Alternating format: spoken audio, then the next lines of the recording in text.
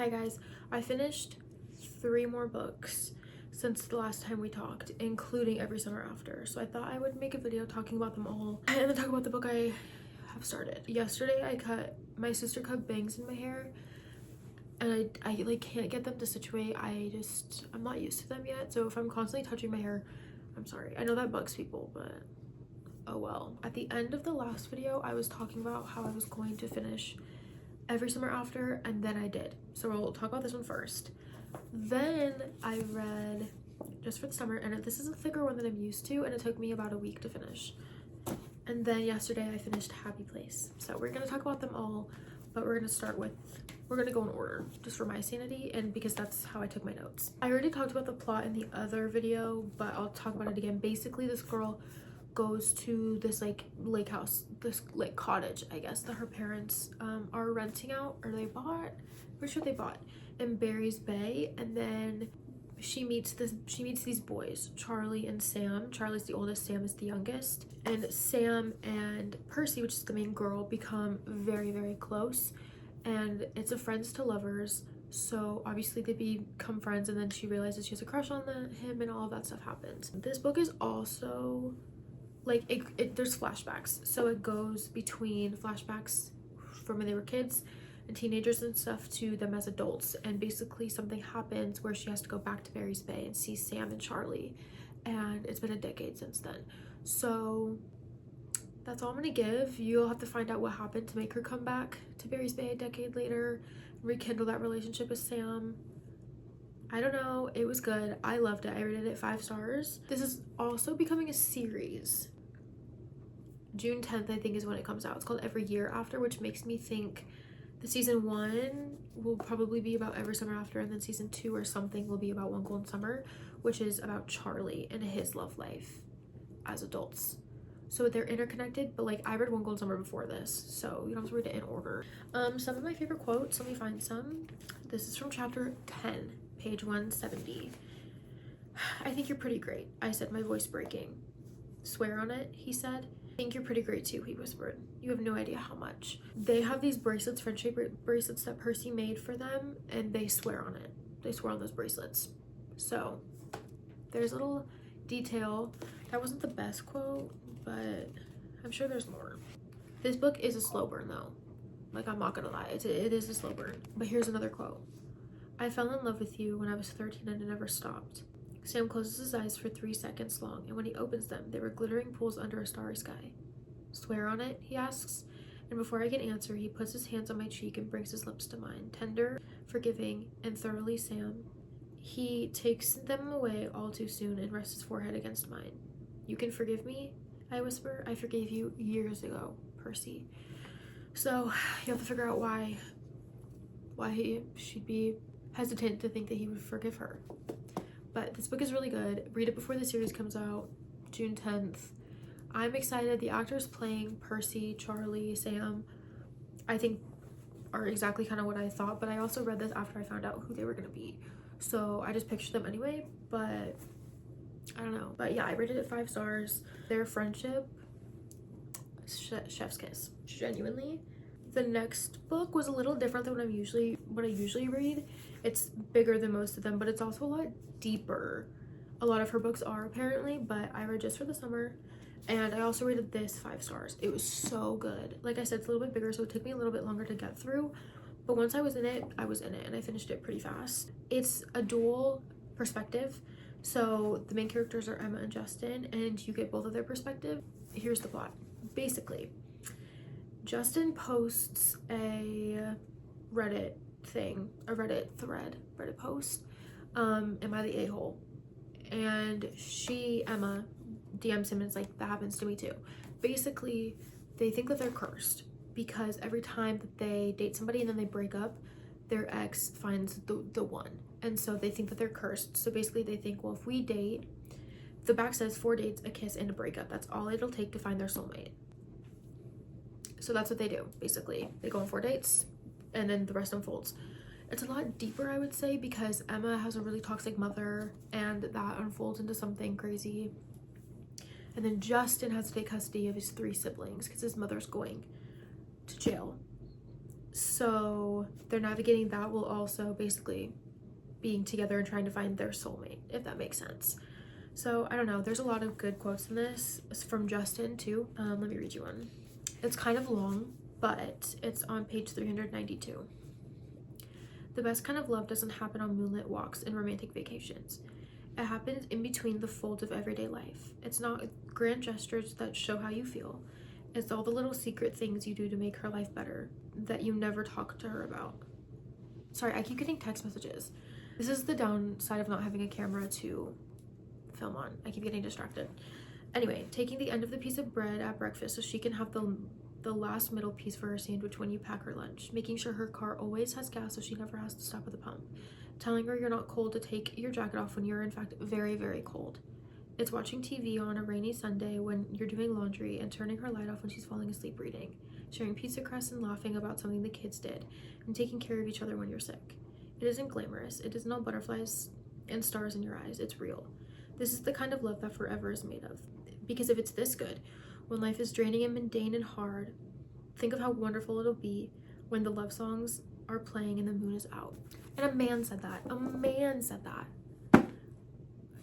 Yeah, it's a little bit of a deeper book. Like the characters I think are a little deeper than like if you were to read like The Summer I Pretty. Do you know what I mean? So I don't know, but it was really good. I rated this 5 stars. If I could rate it higher, I would. It did take me a little bit to get into, but I think because of how big it is and compared to like the books I've read before that, I think I was intimidated. But once I got into it, I couldn't put it down. And I brought this to work with me to read before work, and I would read it after in the car, and I was obsessed. The book that I just finished literally yesterday, Happy Place by Emily Henry. Funny story about this book. I read this last summer and I got, I think, a little less than halfway and I couldn't get into it, so I didn't pick it up again, and I was convinced I was never going to read it and never going to like it.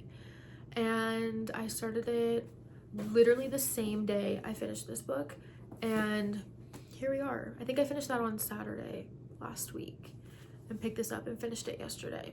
So it took me a little bit longer, but like the beginning is kind of slow. I think I rated it 4.5 because it's not my favorite Emily Henry book, but it was still really good. Basically, these friends go to a beach house in Maine every summer, and the beach house is selling basically, and they're all growing, they're all grown up, they have their lives, they have their jobs, and that definitely is a struggle through the book, is certain characters realizing that things can never stay the same.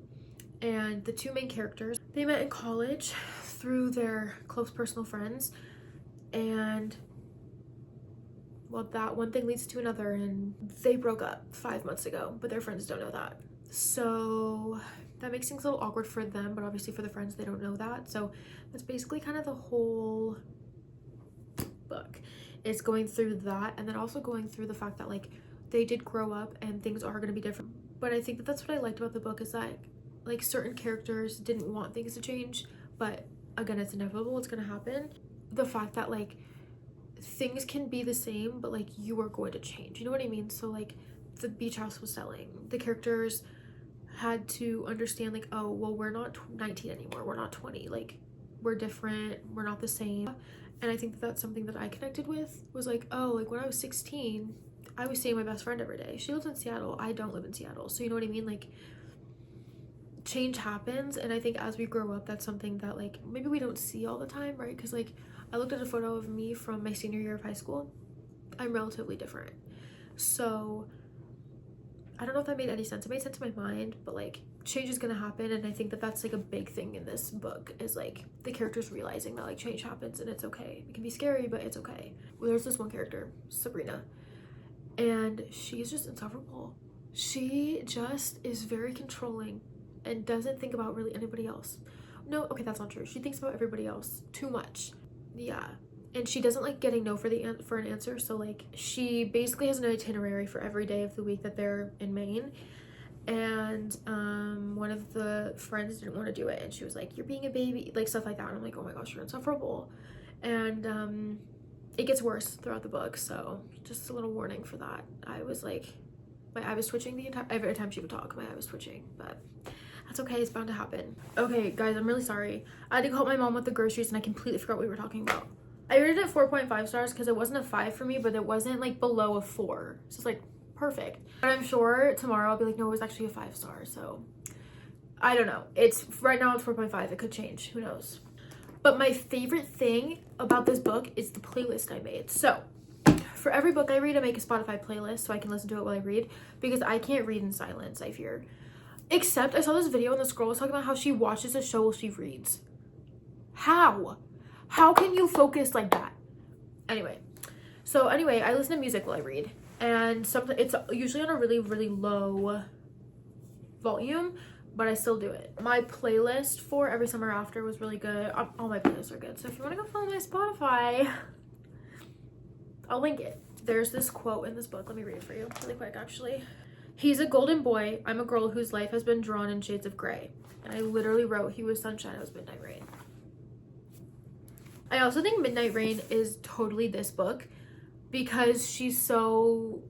You'll just have to read it. I can connect basically any Taylor Swift song to any single thing ever.